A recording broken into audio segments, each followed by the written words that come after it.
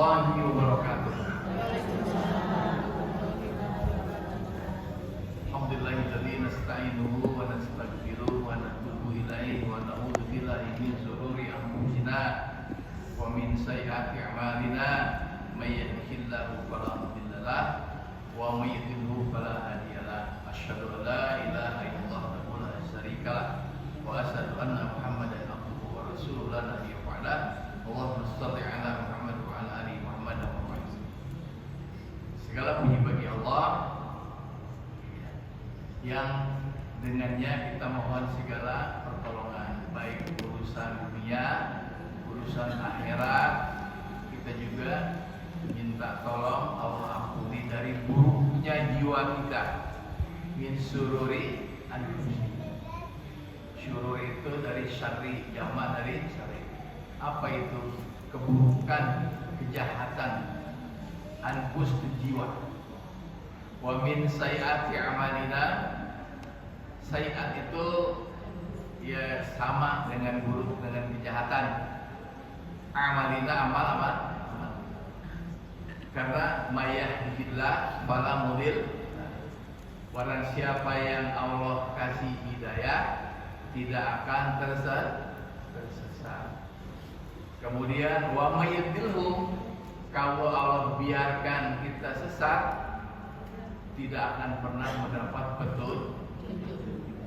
Oleh karenanya kita mohon petunjuk setiap hari, mohon hidayah setiap hari sekurang-kurangnya 17 kali. Ihdinas siratal mustaqim. Tambahinlah, jangan cuma 17. Ba'diyah, qabliyah. Qabliyahnya kalau zuhur berapa rakaat? 4. Cakep. Ba'diyahnya 2. Ya, alhamdulillah. Maghrib ba'diyah 2. Isya ba'diyah 2. Sebelum subuh qabliyah subuh atau sebelum. Jadi jumlah berapa? 12. Mudah-mudahan dengan kita mendawamkan sholat-sholat sunnah di samping menyempurnakan sholat fardu, juga mendapat hidayah Allah Subhanahu wa ta'ala. Hidayah apa hidayah? Petunjuk supaya masuk surga. Itu hidayah. Salawat dan salam semoga tercurah limpahkan kepada junjungan kita Nabi Muhammad sallallahu alaihi wasallam.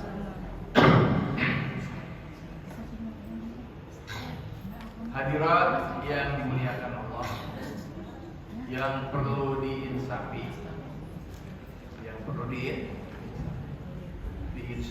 disadari, kalau bumi, langit, isinya, wama bainahuma, dan peredarannya, pembinaannya, matahari berjalan, bulan juga begitu, bumi juga berputar, itu adalah semua milik Allah Subhanahu wa ta'ala. Dan kita bagian dari semesta, ya, bagian dari semesta. Oleh karenanya, semua yang Allah ciptakan itu bersujud hakikatnya. Artinya apa? Taat, qanit, patuh, tunduk kepada semesta ini. Makanya ketika kita sujud, kontak dengan bumi, menyatu dengan semesta. Orang yang sholat, ya, artinya dia setiap saat minimal 5 kali dia kontak dengan semesta. Ini yang perlu kita ingat. Kemudian seluruh makhluk yang ada di bumi dan antara bumi dan langit, semua itu berkhidmat kepada manusia. Apa sih berkhidmat? Menjadi pelayan manusia. Apa saja? Ibu minum, siapa yang nyiapin? Allah Subhanahu. Udah udah disiapin. Ya. Makanan. Ibu makan apa? Nasi. Ada nggak orang pinter, orang yang jenius saat ini yang bisa menciptakan pesawat ulang-alik mendarat di bulan, bisa bikin beras sebiji? Nggak ada kan? Nggak ada. Allah yang ciptakan. Yang itu perlu diinsaf. Tanpa keinsapan itu, tanpa kesadaran itu, kita tidak akan menjadi manusia yang qanit tunduk patuh. Semua yang ada di bumi ini patuh semua. Jangan kira ibu pohon-pohon itu kalau maghrib itu tidak sholat. Ya. Pohon-pohon itu sholat. Perhatikan kalau matahari tenggelam itu semua layu, terkulai lagi. Artinya mereka bertasbih. Orang yang tidak menyatu dengan semesta alias tidak sholat, hidupnya akan tidak stabil. Tidak stabil. Temennya ngajak ke sono ikut. Temennya ngajak dugem, ayo. Temen ngajak maksiat, ayo. Sekali-kali teman ngajak ke masjid, ayo juga. Tapi dia tidak istiqomah. Karena dia tidak menyadari kalau dirinya itu bagian dari semesta ini. Kita kan juga bagian dari alam ini. Nah, oleh karena itu sholat menjadi penting. Sholat menjadi. Ada lagi, kalau ibu umroh itu ada yang namanya tawaf. Ya, tawaf itu putarannya dari kanan ke kiri, bukan kiri kanan, bukan, tapi kanan ke kiri. Bumi juga begitu. Jadi ketika kita ngitarin itu, kita hakikatnya sedang menyatu dengan semesta. Jadi kita bagian dari semesta itu. Jangan pernah nggak sholat. Diinsafi dulu, itu dulu. Jadi kita ini sangat bergantung kepada Allah Subhanahu wa Ta'ala, alam semesta yang Allah ciptakan, sistemnya. Matahari Allah ciptakan sistemnya. Bulan juga Allah ciptakan sistem. Bumi juga. Kalau Allah dia tidak lagi membuat satu sistem pembinaannya, ya, dibiarkan aja suka-suka lu deh, lu mau beredar, ya, bumi beredar sendiri suka-suka, matahari beredar sendiri suka-suka, bulan, bintang, berantakan gak? Berantakan, ya. Rumah ibu aja nggak diatur, ibu kan rutin tiap pagi itu masukin cuci pakaian, pel, ya, rutin itu. Terus makan, ya, terus malam tidur. Dibiarkan suka-suka. Seminggu aja, ibu cuekin itu rumah. Jadi kayak apa? Ya, udah nggak jelas ya, pasti nggak jelas. Begitu juga Allah Subhanahu wa Ta'ala. Kalau Allah itu membiarkan semesta ini tidak pakai sistem, dibiarkan saja suka-suka, gampang sekali hancur. Ya.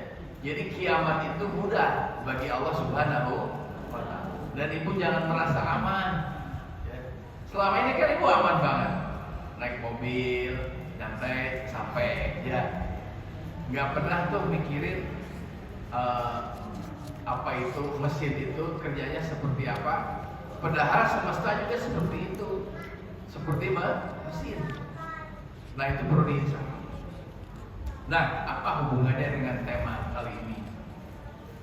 Maka orang yang punya keinsapan, punya kesadaran itu mudah mendapat hidayah. Orang yang nggak punya rasa insaf, nggak punya kesadaran bahwa dirinya bagian dari semesta ciptaan Allah, maka dia nyaman aja. Dia merasanya nyaman di bumi Allah.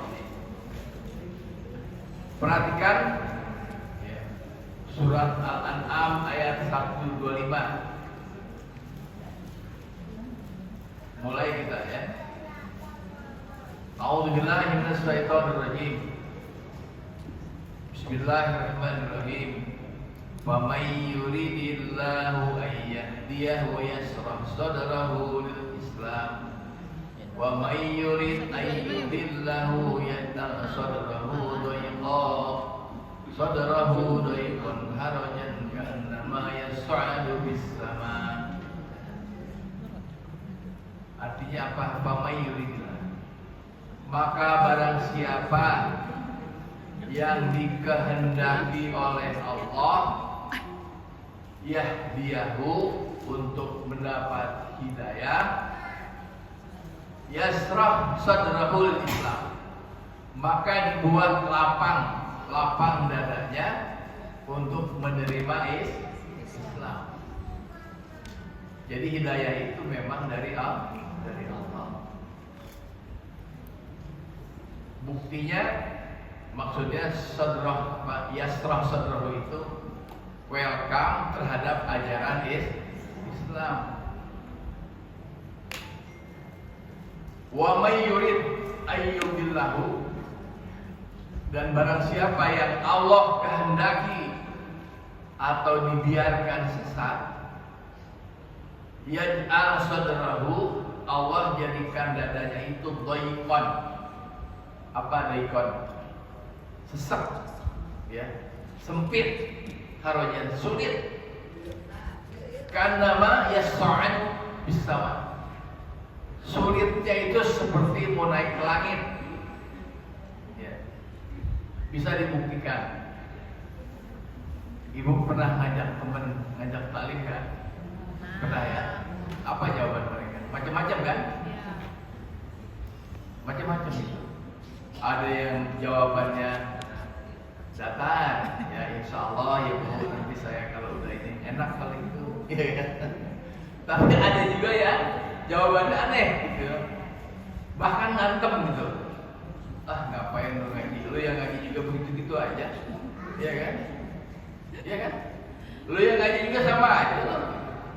Gua mah biar kata gak ngaji juga, nggak pernah ngejailin orang gitu ya, nggak pernah jahat sama orang gitu ya, nggak pelit gua mah, walaupun gak ngaji juga gitu kan. Sedangkan gua sering gitu kan, pokoknya semua macam-macam lah.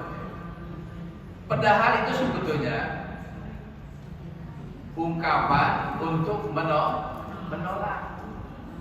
Kalau Allah belum buka, maka dia sejuta alasan akan keluar. Enggak lah, ngapain ngaji? Ngaji juga gitu-gitu aja. Macam-macam lah. Ustadznya lah, ustadznya gitu aja, gitu kan? Macam-macam. Tempatnya lah. Gua gak enak lah sama teman-teman segala macam semua dibahas. Karena emang dia tidak dibuka. Tapi kalau orang yang Allah kehendaki, maka Allah akan yasrah sadrahul Islam. Dia welcome kepada Islam. Pasti asbabnya nanti kita bahas. Asbab orang itu menjadi berlapang hati, welcome terhadap ajakan. Jadi jangan heran kalau ibu ada yang mualaf sampai sedih-sedih nangis, ya Allah, orang tua saya masih kafir misalnya, ya, orang tua saya belum jadi Islam, saya pengen ya Allah orang tua saya juga bisa kumpul di surga, nah, gitu kan? Itu harapan terakhir kita. Tetapi kenyataannya jarang yang seperti itu.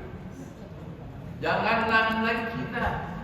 Nabi Muhammad ketika omnya, pamannya mau meninggal, dia bilang gini,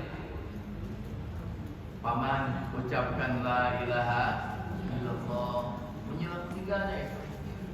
Abu Thalib kurang iman. Tapi kata Allah gimana? Innaka la tahdi man ahbabta. Kamu enggak akan bisa memberikan hidayah kepada orang yang kalian cintai. Ya bapak, ya ibu, ya saudara. Enggak akan bisa. Walakin Allah yahdi man yasha wa huwa a'lamu bil muhtadin. Akan tetapi Allah lah yang berwenang untuk memberikan hidayah kepada siapa yang Ia kehendaki, dan Dia lebih tahu kepada orang-orang yang berhak, yang mau menerima hidayah. Kalau kita Ustaz Abu Talib, ya, dia di neraka dong, Allah